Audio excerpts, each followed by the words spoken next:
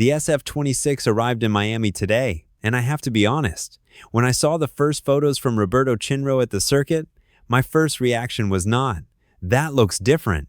It was, "Wait, is that actually the same car?" The front wing alone tells you something significant has changed. But it is not just the front wing, it is the floor, the diffuser, the Macarena rear wing with its new internal pillar, the halo winglets now in carbon, the revised exhaust geometry, the footplane that has been completely redrawn, and underneath all of that, a software package that Hamilton spent 884 kilometers at Fiorano in the rain trying to fix. Ferrari have not just updated the SF-26 for Miami, they have rebuilt it. The car that lines up on the Miami grid is the result of 4 weeks of the most intense development work Ferrari have done in the 2026 season. 2 separate test programs, hundreds of simulator hours, a filming day at Monza that was essentially a disguised race preparation session, and one very clear objective: close the gap to Mercedes before the championship escapes. The honest caveat is this: the engine deficit is still there, 20 to 25 horsepower. A duo does not arrive until July. So, what we are watching at Miami is Ferrari trying to extract every last tenth from the chassis while the engine solution waits. That is the context. Now, let's go through what they actually built. Subscribe to Formula Vandals. Let's get into it. Here is the thing about the front wing photos from today. They tell a more detailed story than anything we saw at Monza. The Monza filming day gave us side-on images, fans climbing fences, blurry long lens shots. Today in Miami, Roberto Chinro got close enough to show us exactly what Ferrari have changed. And the main story is not what most people expected. The central section of the front wing is untouched. The main profile is unchanged. Ferrari have not redesigned the wing from scratch. They have redesigned the aerodynamic philosophy of what the wing does at its edges. The endplate has been completely redrawn. It now features a pronounced twist all the way to the sensor at the leading edge, a deliberate aerodynamic decision to delay flow separation and push air outboard of the front tire. This outwash effect is critical at Miami. A street circuit with heavy braking zones and concrete walls means front tire management across a race distance becomes one of the most important performance factors. Pushing dirty air away from the floor section reduces the thermal load on the front tires and improves floor efficiency simultaneously. The footplane, the horizontal surface at the outer edge of the front wing, has been completely redesigned. Near the leading edge curl, a new flow deflector appears that pushes air further outboard. Together with the revised endplate, it creates a channel in this area of the SF-26 that shows enormous aerodynamic attention to micro detail. The curl itself is less pronounced than before, tapering gradually toward the trailing edge, and there is a small external channel just outside the side strip at the exit edge. A detail so subtle that it would have been invisible in the Monza images. This is what Ferrari arrived in Miami with today, and we had not seen it before this morning. The new floor was originally planned for Bahrain. The cancellation of Bahrain and Saudi Arabia meant everything landed at Miami at once,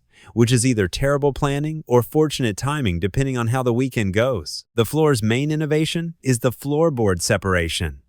What was previously a single element has been split into 3 vertical components. These 3 elements work together to generate vorticity, controlled turbulent flow that energizes the air moving under the floor and boosts the ground effect downforce the SF-26 can produce. More vorticity under the floor means more downforce without increasing drag. That is the aerodynamic holy grail, and it is why floor development consumes so much of every team's wind tunnel time. The diffuser has also been revised. The mid-element, the central structure inside the diffuser, has been sharpened. A more aggressive geometry here splits the airflow in 2 directions with greater force, pushing it toward the diffuser walls and generating more lateral expansion. Lateral expansion in a diffuser creates lower pressure under the car, which increases the ground effect. Combined with the vorticity generated by the new floor separation, the rear of the SF-26 should be producing meaningfully more downforce in Miami than it did in Suzuka. The floor also contributes to Ferrari's weight reduction program. Sources close to the team report that by reducing the weight of individual components without changing their aerodynamic geometry, Ferrari have moved the SF-26 into underweight territory, meaning they can now use ballast strategically, placing weight exactly where it benefits the car's balance most on a given circuit. The new pillar addresses this by controlling the deformation profile throughout the rotation. Ferrari can now tune how the wing responds to different loads, ensuring consistent behavior whether the car is accelerating or braking. The mounting pylons have also been revised. They are now more angled than the standard version, a geometry change that redistributes load when the wing folds back, increasing rear axle load fractionally during the transition. That load redistribution matters for stability under braking, which was specifically cited as one of Ferrari's primary objectives for this upgrade package. According to Auto Racer, Ferrari want to improve rear stability on braking significantly. The revised Macarena is the main tool for delivering that. The aerodynamic package is visible. What is harder to see, but potentially more important, is the software work that started at Fiorano and was validated at Monza. Hamilton drove 884 kilometers across 2 days at Ferrari's private circuit in artificially flooded conditions, 297 laps, 3 full race distances, and it was not about tires. Pirelli needed wet weather data. Ferrari needed something different. After Suzuka, Hamilton said there were things about the car's behavior he still did not understand.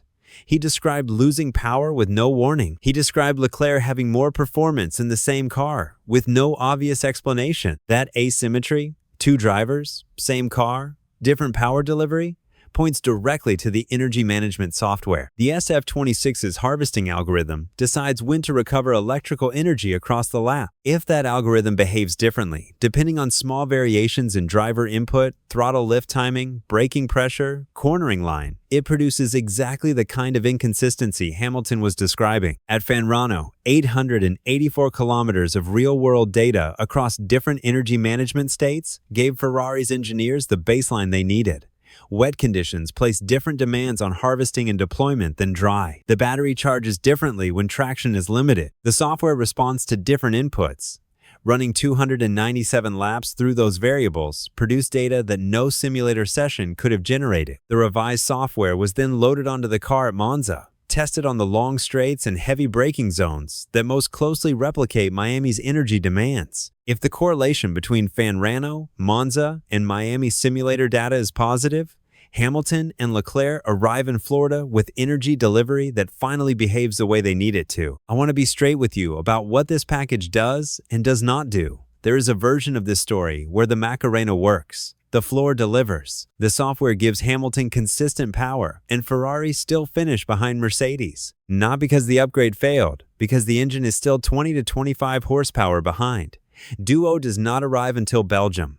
Monaco closes Mercedes' compression ratio advantage. The full picture does not resolve until the second half of the season. What Miami actually decides is more specific than that.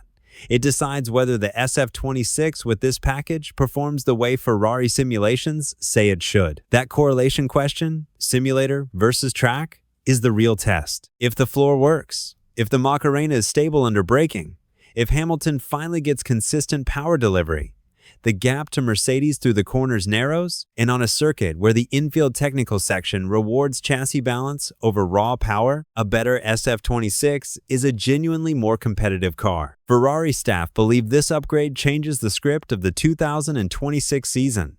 Whether they are right, that is what the next 4 sessions in Florida answer. Subscribe to Formula Vandal's race day coverage, May 1st.